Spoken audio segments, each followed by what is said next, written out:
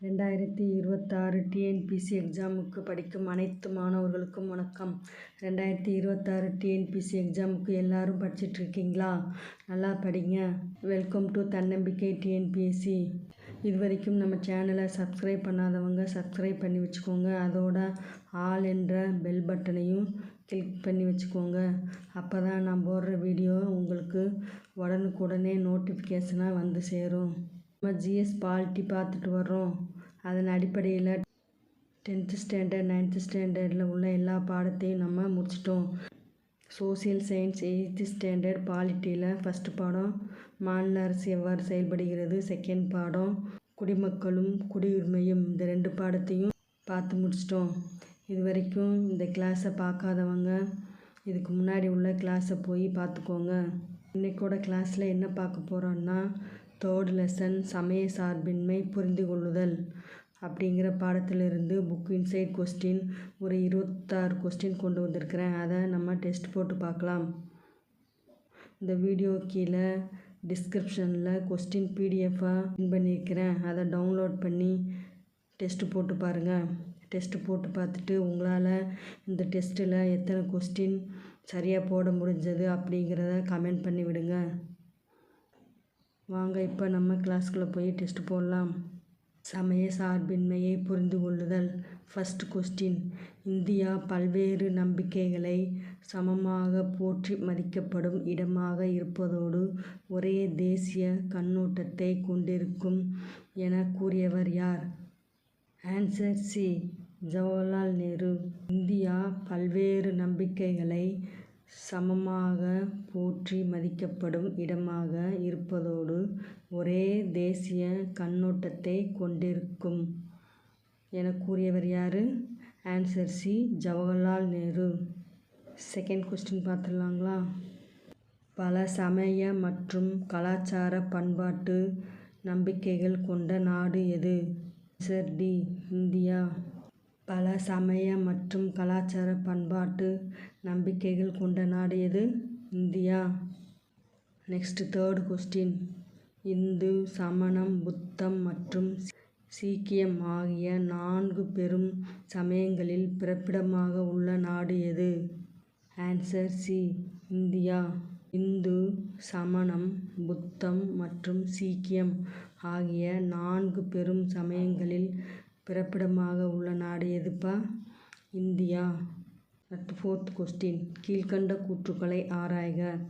ராஜாராம் மோகன் ராய், சர் சையது அகமது கான், ரவீந்திரநாத் தாகூர், மகாத்மா காந்தி மற்றும் பி.ஆர். அம்பேத்கர் போன்ற குறிப்பிடத்தக்க பெரும் மரியாதைக்குரிய தனிநபர்கள் இந்திய சமூகத்தின் பல்வேறு நிலைகளில் சமய சார்பின்மையை நிலைநாட்ட பங்களித்துள்ளனர். 2. இந்தியா போன்ற பல்வேறு சமய பன்முகத்தன்மை கொண்ட சமூகத்திற்கு சமய சார்பின்மை என்பது மதிப்புமிக்க ஒன்றாகும். ஆன்சர் ஏ, 1வது கூற்றும் சரி 2வது கூற்றும் சரி.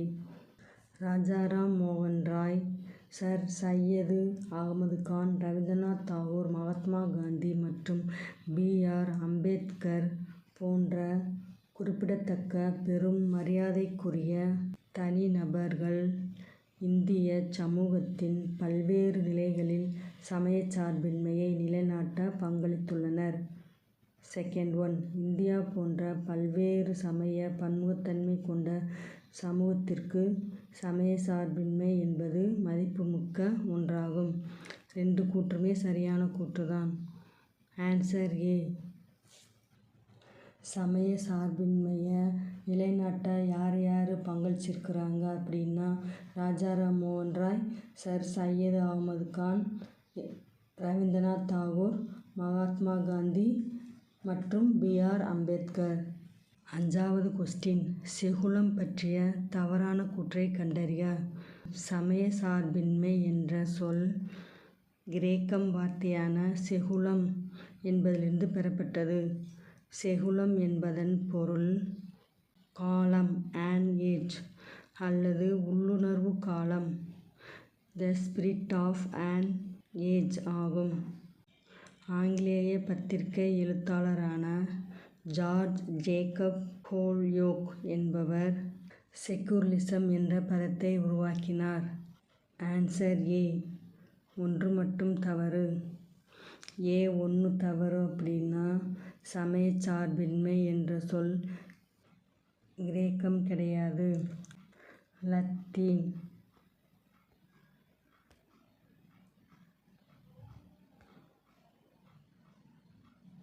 சமயச்சார்பற்ற என்ற சொல் லத்தீன் வார்த்தையான செகுலம் என்பதிலிருந்து பெறப்பட்டது. செகுலம் என்பதன் பொருள் என்ன அப்படின்னா காலம், an ஏஜ் அல்லது உள் உணர்வு காலம், the spirit of an age. ஆங்கிலேய பத்திரிகை எழுத்தாளரான ஜார்ஜ் ஜேக்கப் ஹோல்யோக் அப்படிங்கிறவர் செக்குலரிசம் என்ற பதத்தை உருவாக்கினார். Next 6th question. சமய சார்பின்மை பற்றிய கீழ்க்கண்ட கூற்றுக்களில் சரியான கூற்றுக்கள் எவை? 1. சமய சார்பின்மை என்பது அரசையும் மதத்தையும் தனித்தனியாக பிரிக்கும் கோட்பாடு ஆகும். 2. பரந்த அளவில் கூறுவது என்றால் அரசானது சமய விவகாரங்களிலோ அல்லது சமயமானது அரசின் நடவடிக்கைகளிலோ தலையிடாது இருத்தல் ஆகும். 3. இதன் பொருள் ஒவ்வொரு குடிமகனும் தனது மனசாட்சியின்படி சுதந்திரமாக அவரது நம்பிக்கையை பரப்புதல், பின்பற்றுதல் மற்றும் சமயத்தின் மீது இருக்கும் நம்பிக்கையை வெளியிடுதல், மாற்றிக்கொள்ளுதல் அல்லது இல்லாமல் இருத்தல் என்பதாகும். Answer D. அனைத்தும் சரி. சமய சார்பின்மை பற்றிய கீழ்க்கண்ட கூற்றுக்களில் சரியான கூற்றுக்கள் எவை?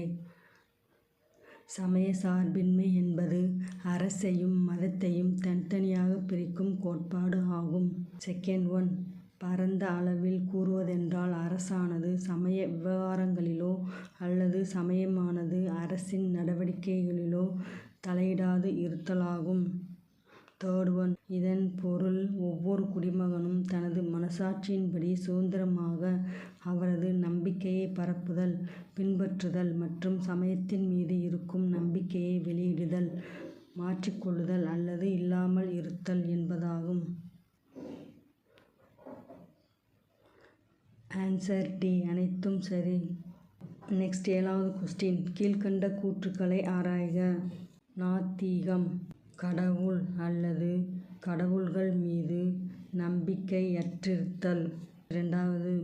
சமய சார்பின்மை அரசோ சமயமோ ஒன்று மற்றொன்றின் விவகாரங்களில் தலையிடாதிருத்தல். Answer B. ரெண்டுமே சரி. நாத்திகம் அப்படின்னா என்னன்னா கடவுள் அல்லது கடவுள்கள் மீது நம்பிக்கையற்றிருத்தல். சார்பின்மை அப்படின்னா அரசோ சமயமோ ஒன்று மற்றொன்றின் விவகாரங்களில் தலையிடாதிருத்தல். 2 கூற்றுமே சரியான கூற்றுதான். 8வது கொஸ்டின். சமய சார்பின்மையின் நோக்கங்கள் பற்றிய கூற்றுக்களில் தவறான கூற்று எது? தவறான கூற்று எதுன்னு கேட்டிருக்காங்க. 1. ஒரு சமயம் சார்ந்த குழு மற்றொரு சமயக்குழுவின் மீது ஆதிக்கம் செலுத்தாமல் இருப்பது. Second one. ஒரு சமயத்தைச் சார்ந்த சில உறுப்பினர்கள் அதே சமயத்தைச் சார்ந்த மற்ற உறுப்பினர்கள் மீது ஆதிக்கம் செலுத்துதல். 3. அரசானது எந்த ஒரு குறிப்பிட்ட சமயத்தையும் பின்பற்ற வலியுறுத்தாமல் இருப்பது அல்லது தனி நபர்களின் சமய சுதந்திரத்தில் தலையிடாமல் இருப்பது. Answer D. 2 மட்டும் தவறு. 2வது கூற்று ஏன் தப்பு அப்படின்னா ஒரு சமயத்தைச் சார்ந்த சில உறுப்பினர்கள் அதே சமயத்தைச் சார்ந்த மற்ற உறுப்பினர்கள் மீது ஆதிக்கம் இங்கே செலுத்துவது அப்படின்னு இருக்குதுங்களா, அதுக்கு பதில் என்ன வரணும்னா செலுத்தாமல் இருப்பது அப்படின்னு சொல்லி வரணும். அப்படி வந்தால் இந்த ஸ்டேட்மெண்ட் சரியான ஸ்டேட்மெண்ட். 1. ஒரு சமயம் சார்ந்த குழு மற்றொரு சமயக்குழுவின் மீது ஆதிக்கம் செலுத்தாமல் இருப்பது. 2. ஒரு சமயத்தைச் சார்ந்த சில உறுப்பினர்கள் அதே சமயத்தைச் சார்ந்த மற்ற உறுப்பினர்கள் மீது ஆதிக்கம் செலுத்தாமல் இருப்பது. 3. அரசானது எந்த ஒரு குறிப்பிட்ட சமயத்தையும் பின்பற்ற வலியுறுத்தாமல் இருப்பது அல்லது தனிநபர்களின் சமய சுதந்திரத்தில் தலையிடாமல் இருப்பது. சமயம் நமக்கு பகைமையை போதிக்கவில்லை. நாம் அனைவரும் இந்தியர்கள் மற்றும் இந்தியா நமக்கு வீடு என்று யாருடைய எளிய வாக்கியம் சமய சார்பின்மை கருத்தை விளக்குகிறது? Answer D. கவிஞர் இக்பால். சமயம் நமக்கு பகைமையை போதிக்கவில்லை. நாம் அனைவரும் இந்தியர்கள் மற்றும் இந்தியா நமது வீடு என்ற யாருடைய எளிய வாக்கியம் சமய சார்பின்மை கருத்தை விளக்குகிறது? Answer D. கவிஞர் இக்பால். 10. அரசானது எந்த ஒரு மதத்தைச் சார்ந்த பிரிவினருக்கும் எதிராக குற்றம் சாட்டாது என்று கி.மு. பொது ஆண்டு முன் 3ஆம் நூற்றாண்டிலேயே அறிவித்த முதல் பேரரசர் யார்? Answer C. அசோகர். அரசானது எந்த ஒரு மதத்தைச் சார்ந்த பிரிவினருக்கும் எதிராக குற்றம் சாட்டாது என்று கி.மு. அதாவது பொது ஆண்டு முன் 3ஆம் நூற்றாண்டிலேயே அறிவித்த முதல் பேரரசர் யாரு? அசோகர். நெக்ஸ்ட் 11.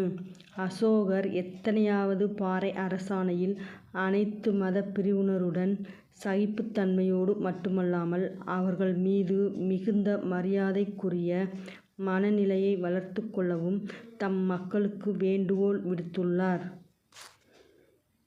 Answer A. 12வது பாறை அரசாணை. அசோகர் எத்தனையாவது பாறை அரசாணையில் அனைத்து மத பிரிவினருடன் சகிப்புத்தன்மையோடு மட்டுமல்லாமல் அவர்கள் மீது மிகுந்த மரியாதைக்குரிய மனநிலையை வளர்த்து கொள்ளவும் தம் மக்களுக்கு வேண்டுகோள் விடுத்துள்ளார்? அவரோட 12வது பாறை அரசாணையில். 12. கீழ்க்கண்ட கூற்றுக்களில் தவறான கூற்று எதுன்னு கேட்குறாங்க. தவறான கூற்று என்னன்னு பார்க்கலாங்களா? சமத்துவ கோட்பாடு. எந்த சமயத்தையும் பின்பற்ற அரசு அனுமதி அளித்தல். சுதந்திர கோட்பாடு. அரசு எந்த ஒரு சமயத்திற்கும் மற்றவருக்கு மேலாக முன்னுரிமை அளிக்காதிருத்தல். 3. நடுநிலைமை கோட்பாடு. சமய விவகாரங்களில் அரசு நடுநிலைமை கொள்ளாதிருத்தல். Answer B. 1 மற்றும் 2 தவறு. 1வது கூற்றும் 2வது கூற்று ஏன் தவறு அப்படின்னா சமத்துவ கோட்பாடுங்கிறது இங்கே வரணும். சுதந்திர கோட்பாடு அப்படிங்கிறது இங்கே வரணும். சுதந்திர கோட்பாடு எந்த சமயத்தையும் பின்பற்ற அரசு அனுமதி அளித்தல். சமத்துவ கோட்பாடு அப்படின்னா அரசு எந்த ஒரு சமயத்திற்கும் மற்றவற்றிற்கு மேலாக முன்னுரிமை அளிக்காதிருத்தல். சேஞ்ச் பண்ணி போட்டுக்கணும். சமத்துவ கோட்பாடு அப்படின்னா அரசுக்கு ஒரு சமயத்திற்கும் மற்றவற்றிற்கு மேலாக முன்னுரிமை அளிக்காதிருத்தல். சுதந்திர கோட்பாடு அப்படின்னா எந்த சமயத்தையும் பின்பற்ற அரசு அனுமதி அளித்தல். 3rd one நடுநிலைமை கோட்பாடு. இது கரெக்டு. சமய விவகாரங்களில் அரசு நடுநிலைமையை கொண்டிருத்தல். 13. சமய சார்பற்ற நாடு பற்றிய கீழ்க்கண்ட கூற்றுக்களில் தவறான கூற்று எது? சமய சார்பற்ற நாடு என்பது ஒரு நாடு எந்த ஒரு சமயத்தையும் அதிகாரப்பூர்வமாக ஊக்குவிக்காமல் ஒவ்வொரு சமயத்தையும் சமமாக நடத்துதல் என்பதாகும். 2.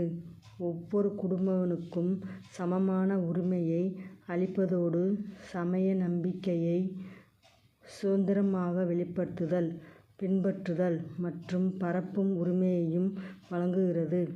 3. அரசாங்கம் அனைத்து சமயங்கள் தொடர்பாகவும் நடுநிலைமையை கொண்டிருப்பதோடு எவ்வித பாகுபாடும் காட்டுவதில்லை.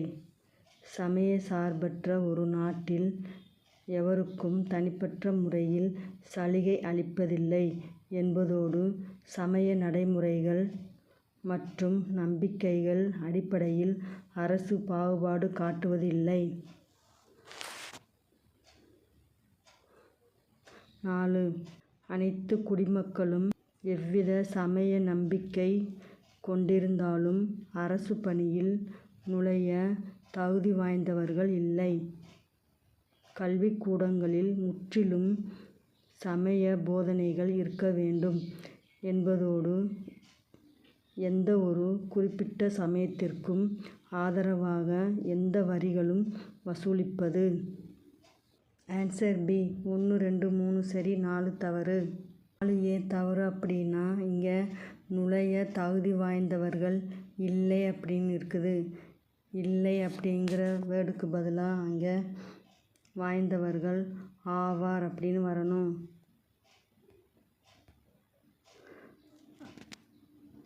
அனைத்து குடிமக்களும் எவ்வித சமய நம்பிக்கை கொண்டிருந்தாலும் அரசு பணியில் நுழைய தகுதி வாய்ந்தவர்கள் ஆவார். கல்விக்கூடங்களில் முற்றிலும் சமய போதனைகள் இங்கே இருக்க வேண்டும் அப்படின்னு இருக்குது. இருக்க வேண்டும் அப்படிங்கிறதுக்கு பதிலாக அங்கே என்ன வரணும்னா இருத்தல் கூடாதுன்னு வரணும். நெக்ஸ்ட், எந்த ஒரு குறிப்பிட்ட சமயத்திற்கும் ஆதரவாக எந்த வரிகளும் வசூலிப்பது அப்படின்னு இருக்குது. இங்கே வசூலிப்பது அப்படிங்கிறதுக்கு பதிலாக வசூலிப்பது இல்லை அப்படின்னு சொல்லி வரணும். வசூலிப்பது இல்லை அப்படின்னு சொல்லி வரணும். சமய சார்பற்ற நாடு பற்றிய கீழ்க்கண்ட கூற்றுக்களில் தவறான கூற்று எது? சமய சார்பற்ற நாடு என்பது ஒரு நாடு எந்த ஒரு சமயத்தையும் அதிகாரப்பூர்வமாக ஊக்குவிக்காமல் ஒவ்வொரு சமயத்தையும் சமமாக நடத்துதல் என்பதாகும். 2. ஒவ்வொரு குடிமகனும் சமமான உரிமையை அளிப்பதோடு சமய நம்பிக்கையை சுதந்திரமாக வெளிப்படுத்துதல், பின்பற்றுதல் மற்றும் பரப்பும் உரிமையையும் வழங்குகிறது. 3. அரசாங்கம் அனைத்து சமயங்கள் தொடர்பாகவும் நடுநிலைமையை கொண்டிருப்பதோடு எவ்வித பாகுபாடும் காட்டுவதில்லை. சமய சார்பற்ற ஒரு நாட்டில் எவருக்கும் தனிப்பட்ட முறையில் சலுகை அளிப்பதில்லை என்பதோடு சமய நடைமுறைகள் மற்றும் நம்பிக்கைகள் அடிப்படையில் அரசு பாகுபாடு காட்டுவது இல்லை. 4. அனைத்து குடிமக்களும் எவ்வித சமய நம்பிக்கை கொண்டிருந்தாலும் அரசு பணியில் நுழைய தகுதி வாய்ந்தவர்கள் ஆவார். கல்விக்கூடங்களில் முற்றிலும் சமய போதனைகள் இருத்தல் கூடாது என்பதோடு எந்த ஒரு குறிப்பிட்ட சமயத்திற்கும் ஆதரவாக எந்த வரிகளும் வசூலிப்பது இல்லை அப்படின்னு சொல்லி வரணும். 14வது கொஸ்டின். மத சகிப்புத்தன்மை கொள்கையை பின்பற்றிய முகலாய பேரரசர் யார்? Answer C. அக்பர். 14வது கொஸ்டின். மத சகிப்புத்தன்மை கொள்கையை பின்பற்றிய முகலாய பேரரசர் யார்? Answer C. அக்பர். 15வது கொஸ்டின். தீன் இலாஹி. தீன் இலாஹி அப்படின்னா தெய்வ நம்பிக்கை. சுல்-இ-குல் அப்படின்னா அனைத்து சமயத்தினர் இடையே அமைதி மற்றும் நல்லிணக்கம் ஆகியவை அக்பரின் எந்த தன்மையை எடுத்தியம்புகிறது? Answer B. சமய சகிப்புத்தன்மை. 15. தீன் இலாஹி. தீன் இலாஹி அப்படின்னா தெய்வீக நம்பிக்கை. சுல்-இ-குல் அப்படின்னா அனைத்து சமயத்தினர் இடையே அமைதி மற்றும் நல்லிணக்கம் ஆகியவை அக்பரின் எந்த தன்மையை எடுத்தியம்புகிறது அப்படின்னா சமய சகிப்புத்தன்மையை. 16. கூற்று 1. அரசியலமைப்பின் ஒரு அங்கமாக கருதப்படுவது சமய சார்பின்மை. கூற்று 2. இந்தியாவில் மக்களாட்சி வளர்ச்சிக்கான அடிப்படை கொள்கைகளில் ஒன்றாக ஏற்றுக்கொள்ளப்பட்டது சமயச்சார்பின்மை. Answer C. 1 மற்றும் 2 2 கூற்றுமே சரியான கூற்று தான். அப்படியே படிச்சுக்கோங்க. 16. கூற்று 1. அரசியலமைப்பின் ஒரு அங்கமாக கருதப்படுவது எது அப்படின்னா சமயச்சார்பின்மை. இந்தியாவில் மக்களாட்சி வளர்ச்சிக்கான அடிப்படை கொள்கைகளில் ஒன்றாக ஏற்றுக்கொள்ளப்பட்டது என்ன அப்படின்னா சமயச்சார்பின்மை. 17வது கொஸ்டின். சமய சார்பற்ற என்ற சொல்லை பற்றிய தவறான கூற்று எது? 1. சமய சார்பற்ற என்ற சொல்லானது 1950ஆம் ஆண்டு ஏற்றுக்கொள்ளப்பட்ட நமது அரசியலமைப்பில் குறிப்பிடப்பட்டு இருந்தது. செகண்ட் ஒன் 1976ஆம் ஆண்டில் இந்திய அரசியலமைப்பில் மேற்கொள்ளப்பட்ட 44வது சட்ட திருத்தத்தின் மூலம் முகவுரையில் சமய சார்பற்ற என்ற சொல் சேர்க்கப்பட்டது. Answer B. 1வது கூற்றும் தவறு, 2வது கூற்றும் தவறு. ஃபர்ஸ்ட் ஸ்டேட்மெண்ட் ஏன் தப்பு அப்படின்னா, சமய சார்பற்ற என்ற சொல்லானது 1950ஆம் ஆண்டு ஏற்றுக்கொள்ளப்பட்ட நமது அரசியலமைப்பில் குறிப்பிடப்பட்டு இங்கே இருந்தது அப்படின்னு இருக்குது. இங்கே இருந்தது அப்படிங்கிற வார்த்தைக்கு பதிலாக குறிப்பிடப்படவில்லை அப்படின்னு சொல்லி வரணும். அடுத்து செகண்ட் ஸ்டேட்மெண்ட் என்ன தப்புன்னா, 1976ஆம் ஆண்டில் இந்திய அரசியலமைப்பில் மேற்கொள்ளப்பட்ட இது 44வது கிடையாது, 42வது சட்ட திருத்தத்தின் மூலம் முகவுரையில் சமய சார்பற்ற என்ற சொல் சேர்க்கப்பட்டது. சமய சார்பற்ற என்ற சொல்லை பற்றிய தவறான கூற்று எது? 1. சமய சார்பற்ற என்ற சொல்லானது 1950ஆம் ஆண்டு ஏற்றுக்கொள்ளப்பட்ட நமது அரசியலமைப்பில் குறிப்பிடப்படவில்லை. 1950ஆம் ஆண்டு ஏற்றுக்கொள்ளப்பட்ட நம்மளோட அரசியலமைப்பில் சமய சார்பற்ற என்ற சொல்லானது குறிப்பிடப்படவில்லை அப்படின்னு சொல்லி வரணும். 1976ஆம் ஆண்டில் இந்திய அரசியலமைப்பில் மேற்கொள்ளப்பட்ட 42வது சட்ட திருத்தத்தின் மூலம்தான் முகவுரையில் சமய சார்பற்ற என்ற சொல் சேர்க்கப்பட்டது. 18வது கொஸ்டின், இந்தியா ஒரு இறையாண்மை வாய்ந்த என்ன அப்படின்னா சமதர்ம சமய சார்பற்ற மக்களாட்சி குடியரசு. Answer C. இந்தியா ஒரு இறையாண்மை வாய்ந்த சமதர்ம சமய சார்பற்ற மக்களாட்சி குடியரசு. Answer C. 19. கூற்று 1. இந்திய அரசியலமைப்பில் உறுதி அளிக்கப்பட்டுள்ள சமய சுதந்திரம் நாட்டு குடிமக்கள் மட்டுமின்றி இந்தியாவில் வாழும் வெளிநாட்டவருக்கும் வழங்கப்படவில்லை. கூற்று 2. இது 1953இல் நடைபெற்ற பம்பாய் மாநிலம் ரத்தின்லால் பன்சத் வழக்கில் மேன்மை மிக்க உச்சநீதிமன்றத்தால் சுட்டிக்காட்டப்பட்டுள்ளது. Answer B. 1வது கூற்றும் தவறு, 2வது கூற்றும் தவறு.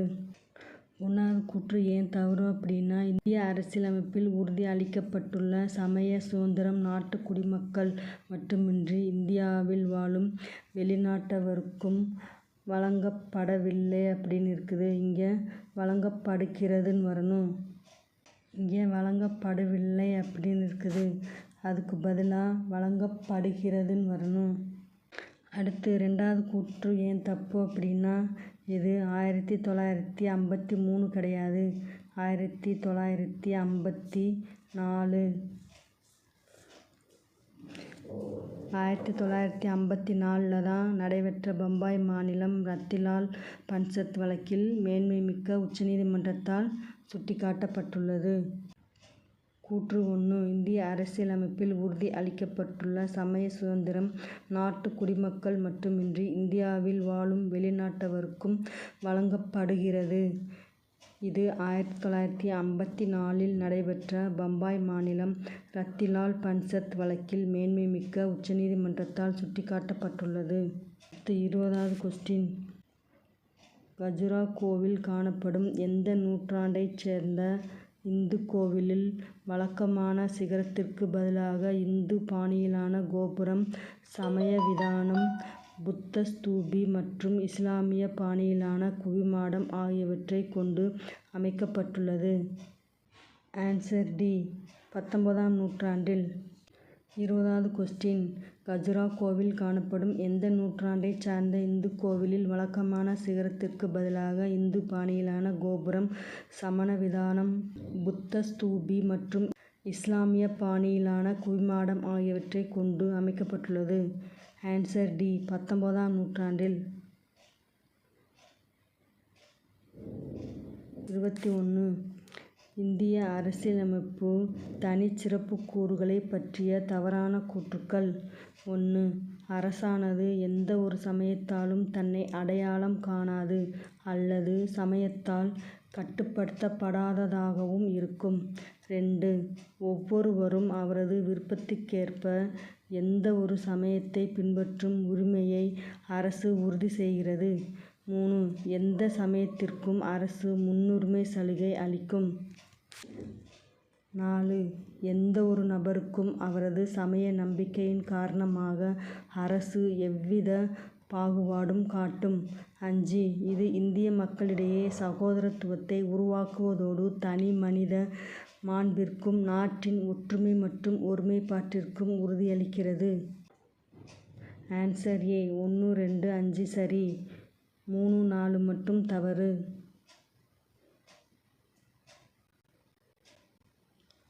3வது ஸ்டேட்மெண்ட் ஏன் தப்புன்னா, எந்த சமயத்திற்கும் அரசு முன்னுரிமை சலுகை அளிக்கும் அப்படின்னு இருக்குது. இங்கே அளிக்கும் பதிலாக இங்கே அளிப்பது இல்லை அப்படின்னு சொல்லி வரணும். 4வது ஸ்டேட்மெண்ட்டில் என்ன தப்புன்னா, எந்த ஒரு நபருக்கும் அவரது சமய நம்பிக்கையின் காரணமாக அரசு எந்தவித பாகுபாடும் இங்கே காட்டும்னு இருக்குது. காட்டும் வரக்கூடாது, காட்டாது வரணும். அதனால தான் இந்த ஸ்டேட்மெண்ட்டும் தப்பு. இந்திய அரசியலமைப்பு தனி சிறப்பு கூறுகளை பற்றிய தவறான கூற்றுக்கள். 1. அரசானது எந்த ஒரு சமயத்தாலும் தன்னை அடையாளம் காணாது அல்லது சமயத்தால் கட்டுப்படுத்தப்படாததாகவும் இருக்கும். ஒவ்வொருவரும் அவரது விருப்பத்திற்கேற்ப எந்த ஒரு சமயத்தை பின்பற்றும் உரிமையை அரசு உறுதி செய்கிறது. 3. எந்த சமயத்திற்கும் அரசு முன்னுரிமை சலுகை என்ன வரணும், அளிப்பதில்லை. 4வது ஸ்டேட்மெண்ட் எந்த ஒரு நபருக்கும் அவரது சமய நம்பிக்கையின் காரணமாக அரசு எவ்வித பாகுபாடும் இங்கே என்ன வரணும், காட்டாது. நெக்ஸ்ட்டு, இது இந்திய மக்களிடையே சகோதரத்துவத்தை உருவாக்குவதோடு தனி மனித மாண்பிற்கும் நாட்டின் ஒற்றுமை மற்றும் ஒருமைப்பாட்டிற்கும் உறுதியளிக்கிறது.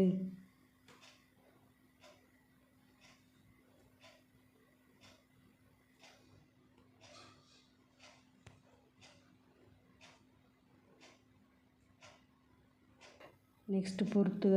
சமயம், இனம், சாதி, பாலினம் அல்லது பிறப்பிடம் ஆகியவற்றின் அடிப்படையில் பாகுபடுத்துவதை தடை செய்கிறது.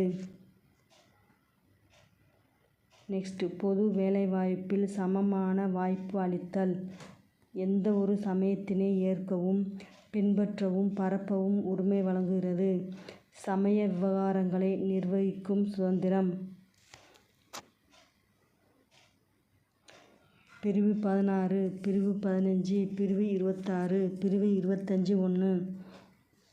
சமயம், இனம், சாதி, பாலினம் அல்லது பிறப்பிடம் ஆகியவற்றின் அடிப்படையில் பாகுபடுத்துவதை தடை செய்கிறது. இது எந்த சரத்தை குறிப்பிடுது அப்படின்னா, சரத்து 15. சரத்துனாலும் பிரிவுனாலும் ஒன்று தான். சமயம், இனம், சாதி, பாலினம் அல்லது பிறப்பிடம் ஆகியவற்றின் அடிப்படையில் பாகுபடுத்துவதை தடை செய்யும் பிரிவு என்னது, 15.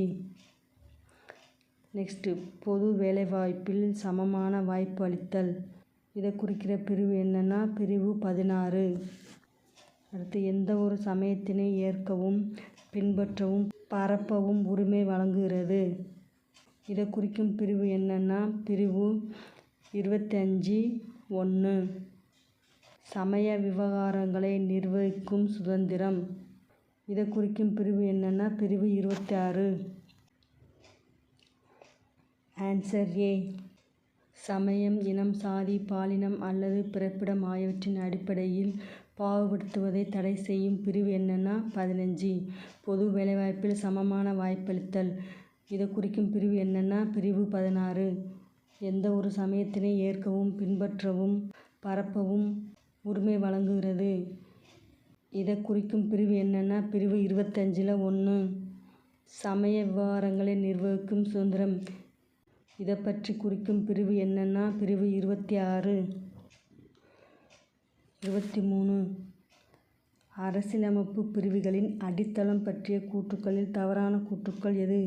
பிரிவு 26. எந்த ஒரு குறிப்பிட்ட சமயத்தையும் ஆதரிக்க அரசானது எந்த ஒரு குடிமகனையும் வரி செலுத்துமாறு வற்புறுத்தக்கூடாது. பிரிவு 29(2) சில கல்வி நிறுவனங்களில் மதம் சார்ந்த நடைபெறும் சமய போதனைகள் அல்லது சமய வழிபாடு நிகழ்ச்சிகளில் கலந்து கொள்ளாமல் இருக்கும் உரிமை. பிரிவு 27 அரசு உதவி பெறும் கல்வி நிறுவனங்களில் பாகுபாடு காட்ட தடை. ஆன்சர் டி அனைத்தும் தவறு. ஏன் அனைத்தும் தவறு அப்படின்னா, எந்த ஒரு குறிப்பிட்ட சமயத்தையும் ஆதரிக்க அரசானது எந்த ஒரு குடிமகனையும் வரி செலுத்துமாறு வற்புறுத்தக்கூடாது. இதை பற்றி குறிப்பிடும் பிரிவு என்ன அப்படின்னா, பிரிவு 27 சில கல்வி நிறுவனங்களில் மதம் சார்ந்து நடைபெறும் சமய போதனைகள் அல்லது சமய வழிபாடு நிகழ்ச்சிகளில் கலந்து கொள்ளாமல் இருக்கும் உரிமை. இதை பற்றி குறிப்பிடும் பிரிவு என்னன்னா, பிரிவு 28 அரசு உதவி பெறும் கல்வி நிறுவனங்களில் பாகுபாடு காட்ட தடை. இதை குறிப்பிடும் பிரிவு என்னன்னா, பிரிவு 29(2) எல்லாமே இதில் மாற்றி மாற்றி அமைஞ்சிருக்குது. பிரிவு 27 என்னன்னா, எந்த ஒரு குறிப்பிட்ட சமயத்தையும் ஆதரிக்க அரசானது எந்த ஒரு குடிமகனையும் வரி செலுத்துமாறு வற்புறுத்தக்கூடாது. அடுத்து பிரிவு 28 என்ன சொல்லுதுன்னா, சில கல்வி நிறுவனங்களில் மதம் சார்ந்து நடைபெறும் சமய போதனைகள் அல்லது சமய வழிபாடு நிகழ்ச்சிகளில் கலந்து கொள்ளாமல் இருக்கும் உரிமை. பிரிவு 29(2) என்ன சொல்லுதுன்னா, அரசு உதவி பெறும் கல்வி நிறுவனங்களில் பாகுபாடு காட்ட தடை. அடுத்து 24 சமய சார்பற்ற கல்வி எந்த நோக்கங்களுக்காக தேவைப்படுகிறது? 1. குறுகிய மனப்பான்மையை போக்குவதற்கும் சக்தி வாய்ந்த ஆற்றல் மற்றும் அறிவான நோக்கத்தினை உருவாக்குவதற்கும். 2. தார்மீக மற்றும் மனிதநேய பார்வையை உருவாக்குவதற்கும். 3. இளைஞர்களை நல்ல குடிமக்களாக பயிற்சியளிப்பதற்கும். 4. சுதந்திரம், சமத்துவம், சகோதரத்துவம் மற்றும் கூட்டுறவு வாழ்க்கை போன்ற மக்களாட்சியின் மதிப்புகளை பயன்படுத்துவதற்கும். 5. வாழ்க்கை குறித்த பரந்த பார்வையை அளிப்பதற்கும். 6. பிறரை பாராட்டுதல் மற்றும் மற்றவர் நிலையிலிருந்து புரிந்து கொள்ளும் மனப்பான்மையை வளர்ப்பதற்கும். 7. அன்பு, சகிப்புத்தன்மை, ஒத்துழைப்பு, சமத்துவம் மற்றும் இரக்க உணர்வை வளர்ப்பதற்கும். 8. பொருள் முதல்வாத கொள்கை மற்றும் ஆன்மீக கொள்கையை ஒருங்கிணைக்கவும் தேவைப்படுகிறது. ஆன்சர் டி அனைத்தும் சரி. இந்த 8 ஸ்டேட்மெண்ட்டுமே கரெக்டான ஸ்டேட்மெண்ட்டு தான். எல்லாமே கவனமாக படிச்சுக்கோங்க. சமய சார்பற்ற கல்வி எந்த நோக்கங்களுக்காக தேவைப்படுகிறது அப்படின்னா, 1. குறுகிய மனப்பான்மையை போக்குவதற்கும் சக்தி வாய்ந்த ஆற்றல் மற்றும் அறிவான நோக்கத்தினை உருவாக்குவதற்கும். 2. தார்மீக மற்றும் மனிதநேய பார்வையை உருவாக்குவதற்கும். 3. இளைஞர்களை நல்ல குடிமக்களாக பயிற்சியளிப்பதற்கும். 4. சுதந்திரம், சமத்துவம், சகோதரத்துவம் மற்றும் கூட்டுறவு வாழ்க்கை போன்ற மக்களாட்சியின் மதிப்புகளை பலப்படுத்துவதற்கும். 5. வாழ்க்கை குறித்த பரந்த பார்வையை அளிப்பதற்கும். 6. பிறரை பாராட்டுதல் மற்றும் மற்றவர் நிலையிலிருந்து புரிந்து கொள்ளும் மனப்பான்மையை வளர்ப்பதற்கும். 7. அன்பு, சகிப்புத்தன்மை, ஒத்துழைப்பு, சமத்துவம் மற்றும் இரக்க உணர்வை வளர்ப்பதற்கும். 8. பொருள் முதல்வாத கொள்கை மற்றும் ஆன்மீக கொள்கையை ஒருங்கிணைக்கவும் தேவைப்படுகிறது. ஆன்சர் அனைத்தும் சரி. 25 கூற்று 1. அக்பரின் கல்லறை சிக்கந்தரா, அதாவது ஆக்ரா அருகில் இந்தியாவில் உள்ளது. கூற்று 2. இஸ்லாம், இந்து சமயம் உள்ளிட்ட பல்வேறு சமயங்களைச் சார்ந்த கூறுகள் அவரது கல்லறையில் இடம்பெற வேண்டும் என அக்பர் வலியுறுத்தினார். ஆன்சர் கூற்று 1, 2ம் சரி. அக்பரின் கல்லறை எங்கே அமைஞ்சிருக்குது? சிக்கந்தராவில். சிக்கந்தரா எங்கே இருக்குது? இந்தியாவில் ஆக்ராவில் இருக்குது.